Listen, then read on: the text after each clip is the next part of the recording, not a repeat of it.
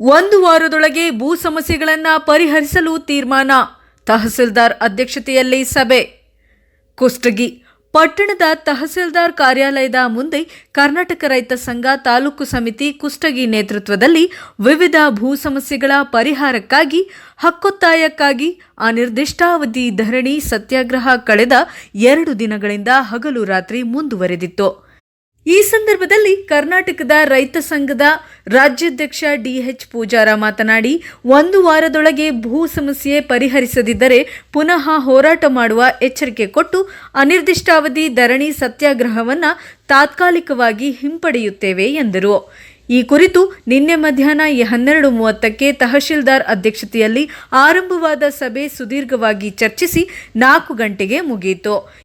ಇನ್ನು ಈ ಸಭೆಯಲ್ಲಿ ಸಕಾರಣವಿಲ್ಲದೆ ತಿರಸ್ಕರಿಸಿದ ಅರ್ಜಿಗಳನ್ನು ಪುನರ್ ಪರಿಶೀಲನೆಗೊಳಪಡಿಸಲು ಅರಣ್ಯ ಮತ್ತು ಫಾರಂಫೋಕ್ ಭೂಮಿಗೆ ಸಂಬಂಧಿಸಿದ ಜಂಟಿ ಸರ್ವೆ ನಡೆಸುವ ತೀರ್ಮಾನ ಮತ್ತು ಅರಣ್ಯ ಭೂಮಿಯಲ್ಲಿ ನಡೆದ ಅಕ್ರಮ ಗಣಿಗಾರಿಕೆಯ ಕುರಿತು ದಿನದೊಳಗೆ ಪರಿಶೀಲನೆ ನಡೆಸಿ ಸಮಸ್ಯೆ ಪರಿಹರಿಸಲು ನಿರ್ದಿಷ್ಟವಾದ ಇನ್ನು ಅನೇಕ ಬೇಡಿಕೆಗಳ ಕಾಲಮಿತಿಯೊಳಗೆ ಪರಿಹರಿಸುವ ಕುರಿತು ಚರ್ಚಿಸಲಾಯಿತು ಎಂದು ಹೇಳಿದರು.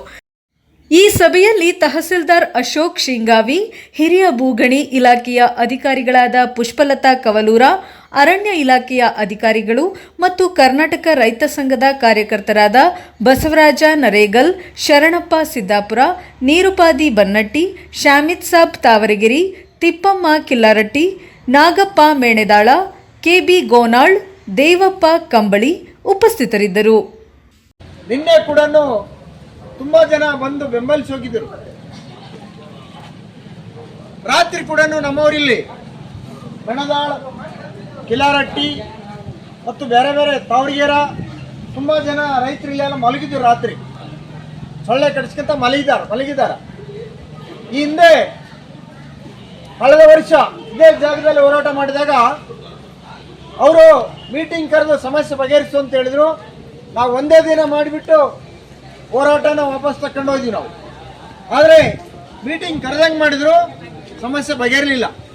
ಹಾಗಾಗಿ ಆ ಹಿಂದೆ ಅನುಭವ ಇರೋದ್ರಿಂದ ಇವತ್ತು ನಾವು ನಿನ್ನೆ ಯಾವ ಕಾರಣಕ್ಕೂ ಈ ಟೆಂಟ್ ತೆಗೆಲ್ಲ, ಹೋರಾಟ ಮುಂದುವರಿತದ ಅಂತ ಹೇಳಿದ ಮೇಲೆ ಇವತ್ತು 12 ಗಂಟೆಗೆ ನಾವು ಸಭೆ ಕರೆದಿದ್ದೀವಿ ಅಂತೇಳಿ ಅವ್ರು ಹೇಳಿದ್ದಾರೆ.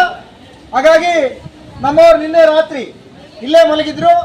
ಹೆಣ್ಮಕ್ಕಳು ಮಾತ್ರ ನಾವು ಏನು ತಮ್ಮ ಗ್ರಾಮಕ್ಕೆ ಅಥವಾ ತಮ್ಮ ಊರಿಗೆ ಕಳಿಸಿ ಮತ್ತೆ ಇವತ್ತು ಬೆಳಗ್ಗೆ ಬಂದಿದ್ದಾರೆ.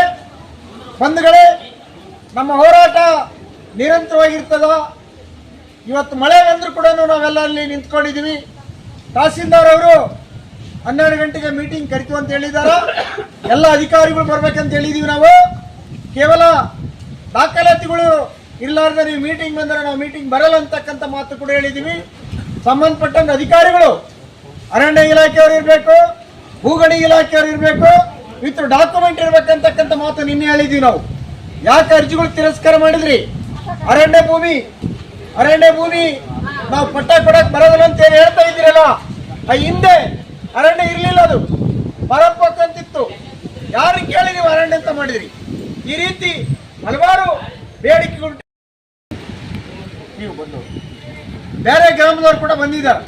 ಇವರ ಗ್ರಾಮದಲ್ಲಿ ಸುಮಾರು 5 ಜನರ ಭೂಮಿನ ನಾಗಡಿಕೆ ತಾಂಡದ ಒಂದು 5 ಜನರ ಭೂಮಿನ ಸಾಗುವಳಿ ಬಿಟ್ಟು ಅವ್ರನ್ನ ಹೊರಗೆ ಹಾಕಿದ್ದಾರೆ ಅಂತಕ್ಕಂಥದ್ದು ಗೊತ್ತಾಯಿತು. ನಾವಿವತ್ತು ಅರಣ್ಯಾಧಿಕಾರಿಗಳಿಗೆ ಹೇಳ್ತಾ ಇದ್ದೀವಿ, ಇವತ್ತು ಇಡೀ ಜಿಲ್ಲೆಯಾದ್ಯಂತ ಒಬ್ಬರೊಬ್ಬರು 10 ಎಕರೆ, 20 ಎಕರೆ, 50 ಎಕರೆ, 100 ಎಕರೆ ಭೂಮಿನ ದೊಡ್ಡ ದೊಡ್ಡ ಕಂಪನಿಗಳು ಅತಿಕ್ರಮಣ ಮಾಡ್ಕೊಂಡಿದ್ದಾವೆ.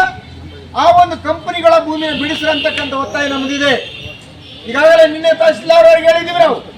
ಇಲ್ಲಿ ಕುಷ್ಟಗಿ ತಾಲೂಕಿನಲ್ಲಿ ಕೂಡ ಮರಳು ಗಣಿಗಾರಿಕೆ ನಡೆದಿದೆ, ಕಲ್ಲು ಗಣಿಗಾರಿಕೆ ನಡೆದಿದೆ ಮತ್ತು ಕೊಪ್ಪಳ ಭಾಗದಲ್ಲಿ ಕೂಡ ಅಲ್ಲಿ ತುಂಬಾ ಈ ಕ್ರಷರ್ಗಳು ಹಾಕಿದಾರ. ಅಲ್ಲಿರ್ತಕ್ಕಂಥ ತುಂಬಾ ಊರಿನಲ್ಲಿ ಇವತ್ತು ಅಲ್ಲಿ ಹುಡಿಕೇರಿ ಇರ್ಬೋದು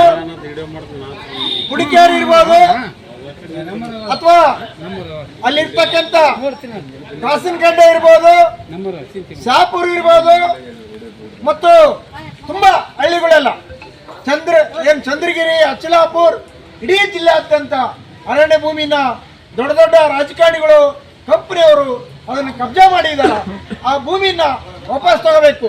ಬಡವರಿಗೆ ಮಾತ್ರ ನೀವು ತೊಂದರೆ ಕೊಡಬಾರ್ದು ಅಂತಕ್ಕಂಥ ನಮ್ಮ ಒತ್ತಾಯ ಇದೆ. ಇವತ್ತು ಅದನ್ನು ಕೂಡ ನಾವು ತಹಸೀಲ್ದಾರ್ ಮುಂದೆ ನಾವು ಚರ್ಚೆ ಮಾಡ್ತೀವಿ.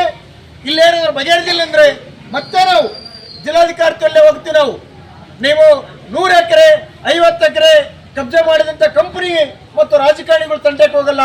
ಬಡವರು 2 ಎಕರೆ 1/2 ಎಕರೆ ಮಾಡ್ಕೊಂಡವ್ರು ತಂಟೆಗೆ ಬರ್ತಾ ಇದ್ರಿ. ಯಾವ ಕಾರಣಕ್ಕೂ ನಾವು ಸುಮ್ಮನೆ ಇರಲ್ಲ ಅಂತಕ್ಕಂಥ ಮಾತನ್ನ ಜಿಲ್ಲಾಧಿಕಾರಿಗಳಿಗೆ ಕೂಡ ಹೇಳ್ತೀವಿ. ಜೊತೆಗೆ 6ನೇ ತಾರೀಕಿಗೆ ಮುಖ್ಯಮಂತ್ರಿ ಅವರು ಬರ್ತಾ ಇದ್ದಾರೆ ಈ ಜಿಲ್ಲೆಗೆ.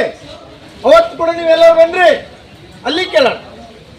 ನಿಮ್ಮ ಜಿಲ್ಲಾಧಿಕಾರಿಗಳು, ನಿಮ್ಮ ತಹಸೀಲ್ದಾರ್ ಅವರು 2 ಎಕರೆ ಸಾಗುವಳಿ ಮಾಡಿದವರಿಗೆ ಹೊಡಿತಾರ, ಭೂಮಿಯಿಂದ ಹೊರಗೆ ಹಾಕ್ತಾರ.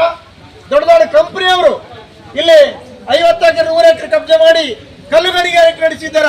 ಅವರಿಗೆಲ್ಲ ಅವಕಾಶ ಕೊಟ್ಟಿದ್ದಾರ. ಅವ್ರ ಮೇಲೆ ಯಾವುದೇ ಕೇಸ್ ಹಾಕಿಲ್ಲ.